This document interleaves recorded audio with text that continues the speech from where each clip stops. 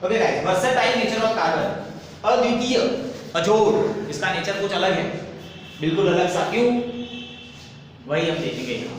देखो कार्बन में एक तो कोवलेंट बॉन्ड बनाता है, ठीक है। कार्बन कार्बन के साथ भी बॉन्डिंग कर सकता है, कार्बन दूसरे एलिमेंट जैसे ऑक्सीजन है, हाइड्रोजन है, नाइट्रोजन है, सल्फर है, क्लोरीन, क्लोरीन, फ्लोरीन, आयोडीन, इन सबके साथ भी वो बॉन्डिंग कर सकता है। इससे उसके जो बॉन्डिंग की कैपेसिटी है वो बहुत ज़्यादा बन जाती है, इतनी ज़्यादा है कि एक एस्टिमेशन के हिसाब से कुछ 3 मिलियंस के आसपास उसके कंपाउंड्स पाए जाते हैं, 3 मिलियंस, ठीक है। और ये भी कहा जाता है कि बाकी के 117 एलिमेंट्स मिलकर जितने कंपाउंड बनाते हैं, 117 एलिमेंट्स मिलकर जितने कंपाउंड्स बनाते हैं, कार्बन अकेला उन सबसे ज्यादा बनाता है। मतलब उसके अकेले के कंपाउंड बाकी के सबके मिलाकर ज्यादा हो जाते हैं। तो ये ऐसा क्यों, कार्बन इतने सारे बॉन्डिंग क्यों बना सकता है और ये इसका नेचर ऐसा है? तो उसमें 2 प्रॉपर्टीज हैं। एक है कैटेनेशन, एक होता है कैटेनेशन। तो कैटेनेशन में क्या होगा दोस्तों कि कोई एलिमेंट अपने ही जैसे दूसरे एलिमेंट के साथ कॉम्बिनेशन करके लॉन्ग चेन फॉर्म करे, उसको कहा जाता है कैटेनेशन। तो इसका मतलब ये हुआ कि कार्बन अपने ही भाई बंधु दूसरे कार्बन के साथ लॉन्ग चेन बनाएगा, carbon carbon carbon carbon carbon carbon चलता रहेगा अप टू इनफाइनाइट। उसको जितने बनाने हैं उसको छूटे वो बना सकता है, और इसीलिए उसको कैटेनेशन की प्रॉपर्टी में रखा गया है।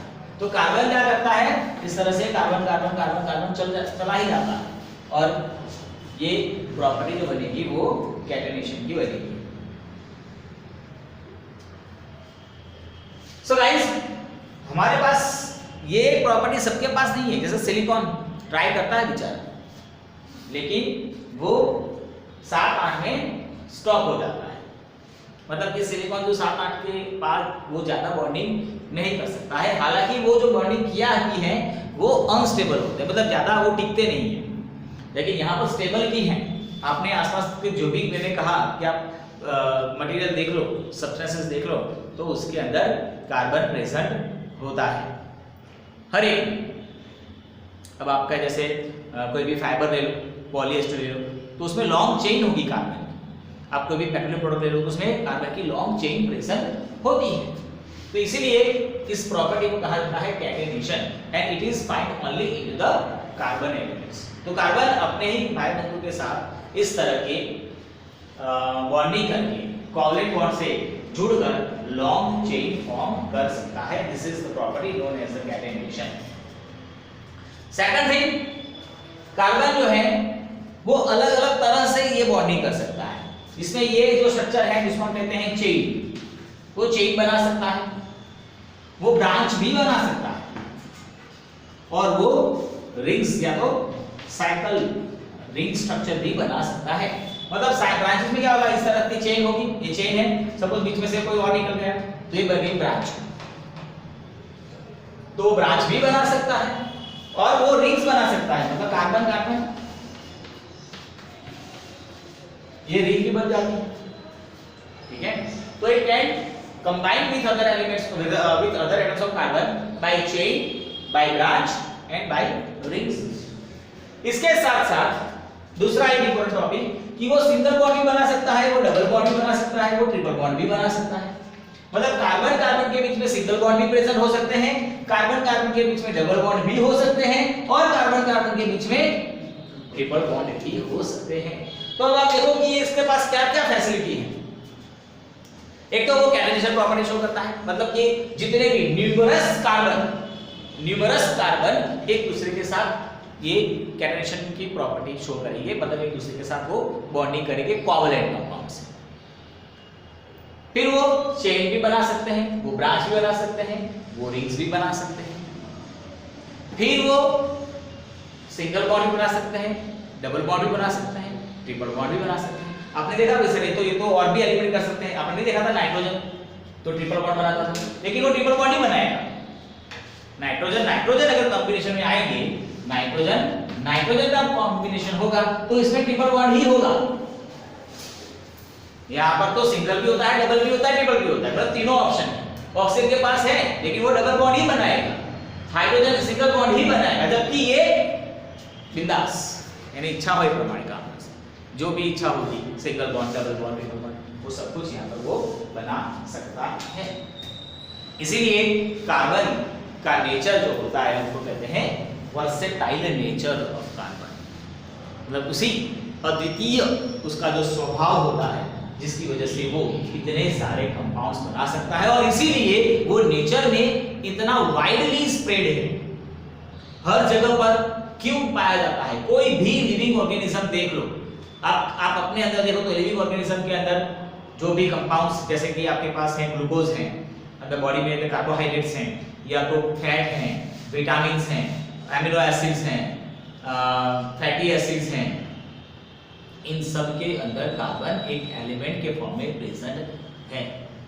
So we can say that we are made up of the carbon, हम सब कार्बन से बने हुए हैं। हालांकि ये भी कहा जाता है कि जब लाइफ स्टार्ट हुई थी, लाइफ जो स्टार्ट हुई थी उसमें भी कार्बन का ही रोल था, कार्बन की वजह से ही लाइफ स्टार्ट हुई है और कार्बन की वजह से ही अब तक वो एग्जिस्ट करती है, सर्वाइव करती है। तो आप कुछ भी देख लो, जैसे आप कुछ खाते हो तो आपने कार्बन खाया है, आपके बॉडी में ग्लूकोज आता है मतलब कार्बन आता है, आपके बॉडी में एनर्जी रिलीज होती है उस कार्बन के कंपाउंड में से ही होती है। जब मर जाएंगे और अगर डिकम्पोज हो जाएंगे तो उसमें भी कार्बन के कंपाउंड से रिलीज होते हैं। तो carbon here and there everywhere, बराबर, અહીંયા અહીંયા બધે सर्वत्र अत्र तत्र सर्वत्र कार्बन प्रेजेंट होता है। तो इस चैप्टर के अंदर ये सब हमने सिर्फ कार्बन के कुछ इंट्रोडक्शन देखा। जब देखा वो क्या था, कार्बन का इंट्रोडक्शन, हमने कार्बन के बारे में आपको बताया कि कार्बन कैसा है ये हमने बताया। अब हम देखेंगे आगे कार्बन की प्रॉपर्टीज देखेंगे। उसमें जो पहला पॉइंट आता है वो है सैचुरेटेड एंड अनसैचुरेटेड हाइड्रोकार्बन्स, बराबर, मतलब कि वो सैचुरेटेड और अनसैचुरेटेड क्या होता है। शायद आपने पहले भी सॉल्यूशन में ये पढ़ा हुआ है, याद करो 9th स्टैंडर्ड में सॉल्यूशन नाम का जो चैप्टर था, मतलब चैप्टर नंबर 2 आई थिंक, उसके अंदर ऐसा कुछ आया था, saturated solution and unsaturated solution. और हमने उसको सिंपल लैंग्वेज में ये बताते हैं हम उसको कि जब तक सॉल्यूशन के अंदर या सॉल्वेंट के अंदर कोई भी सॉलिड डिसॉल्व होता है, जब तक होता है तब तक वो अनसैचुरेटेड होता है, और जैसे ही उसने बंद कर दिया डिसॉल्व होना, मतलब कि अब वो सैचुरेटेड हो गया।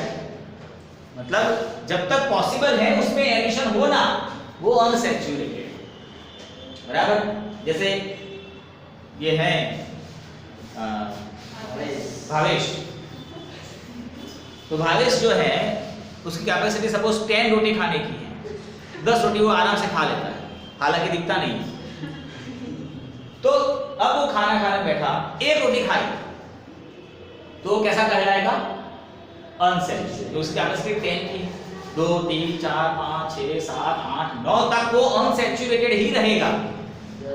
10वीं खाने के बाद फिर वो क्या हो जाता है, सैचुरेटेड। मतलब 10 के बाद रोटी का खत्म हुआ, चावल वाल बाकी है, दिखता नहीं, मैंने कहा ना, ठीक है। तो क्या हुआ कि ये सैचुरेशन आएगा। अब तो यहाँ पर क्या असर है, ये आपका जो ये टॉपिक है इससे क्या रिलेटेड होता है, तो समझो ये कार्बन है, उसमें हमारे पास है सिंगल बॉन्ड, कार्बन कार्बन के बीच में सिंगल बॉन्ड होगा, कार्बन कार्बन के बीच में डबल बॉन्ड होगा, और कार्बन कार्बन के बीच में ट्रिपल बॉन्ड होगा, ठीक है, ऐसा हो सकता है। लेकिन हमारे पास, हमें पता है कि कार्बन कार्बन के बीच में, अरे कार्बन जो है उसकी वैलेंसी कितनी है, 4, यानी कार्बन की वैलेंसी कितनी, 4, मतलब वो कितने बॉन्ड बना सकता है, 4 बॉन्ड बना सकता है। एक बना, अब हो गए 4, देखो इस कार्बन के 1 2 3 4, इस कार्बन के 1 2 3 4, तो इसमें 1 2 तो है, 3 4 3 है, 4 हो गया, ठीक है, कंप्लीट। तो यहाँ पर सबके पास 4 4 बॉन्डिंग है। दोस्तों अब ये समझो आप कि जो सिंगल बॉन्ड होता है, सिंगल बॉन्ड, हम उसको रिप्रेजेंट करते हैं बाय सिग्मा बॉन्ड। उसको क्या कहते हैं? सिग्मा। इसको हम बोलते हैं सिग्मा बॉन्ड। सिग्मा, ये सिग्मा का सिंबल है।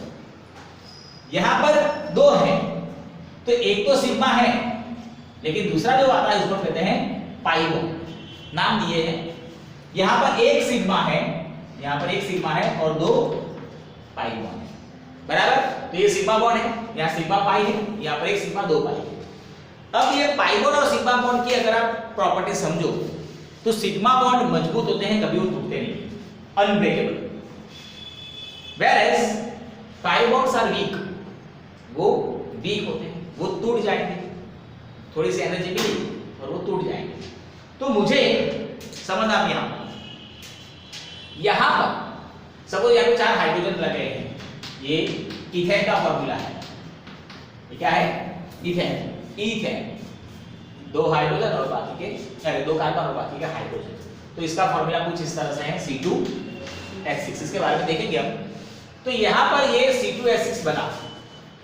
अब मुझे कोई एक और हाइड्रोजन या कोई भी एक एलिमेंट यहां पर ऐड करना है, तो मेरे पास जगह नहीं है, क्योंकि कार्बन की 4 वैलेंसी होती है, 1 2 3 4 बन गए हैं। अब मुझे 5वां यहां पर लगाना है तो पॉसिबल नहीं है, हो ही नहीं सकता, क्योंकि कार्बन ना बोल देगा, ना बेना हमारे पति करेगा। ठीक है, मतलब यहां पर कैपेसिटी नहीं है ऐड होने की। सैचुरेट, ये क्या हो गया? सैचुरेट। पति करो हम 10 रोटी की વધારે नहीं खाई, बराबर। लेकिन इस केस में अगर आप आए, यहां पर देखें तो एक सिग्मा है, एक पाई है, यहां पर ऑलरेडी हाइड्रोजन है। मुझे और कुछ अगर ऐड करना है तो ये सिग्मा बॉन्ड नहीं टूटेगा, लेकिन पाई बॉन्ड तो टूट सकता है। और अगर ये पाई बॉन्ड टूटा, अगर ये पाई बॉन्ड टूट गया तो दोनों में 3 3 बचे, मतलब दोनों पे एक एक खाली हो गई। वो नहीं है कितनी कार्बन की वैलेंसी 4 है, 4 बॉन्ड बना सकता था, एक बनाया था, लेकिन वो पाई था जो टूट गया तो यहां पर दोनों पर एक एक जगह खाली हो गई। Now I can add here. अब मुझे यहां पर किसी को सिग्मा तो परमानेंट है, वो कभी नहीं टूटेगा। सिग्मा तो है ना, मैंने सिग्मा हटा, ये तो है ना बॉन्ड, तो सिग्मा बॉन्ड नहीं टूटेगा, वो वहीं पर रहेगा। पाई बॉन्ड टूट गया, 2 जगह खाली हो गई, आई कैन ऐड हियर। मैं यहां पर 2 हाइड्रोजन को ऐड कर सकता हूं। वैसे यहां पर देखो, यहां पर तो 2 पाई बॉन्ड है, अगर ये 2 पाई बॉन्ड टूट जाएंगे, एक सिग्मा तो बचेगा। तो यहां पर देखो तो 1 2 3 4 जगह खाली हो गई, तो I can add here. These two are known as unsaturated hydrocarbons, whereas this one is saturated hydrocarbons. Clear? समझ में आया क्या सैचुरेटेड होता है, क्या अनसैचुरेटेड होता है? ठीक है, तो सैचुरेटेड हाइड्रोकार्बन के अंदर याद रखना सिंगल बॉन्ड होगा, ठीक है, और डबल बॉन्ड ट्रिपल बॉन्ड वाले सारे अनसैचुरेटेड होंगे। ठीक है, चलो यहां रखने के लिए, बराबर।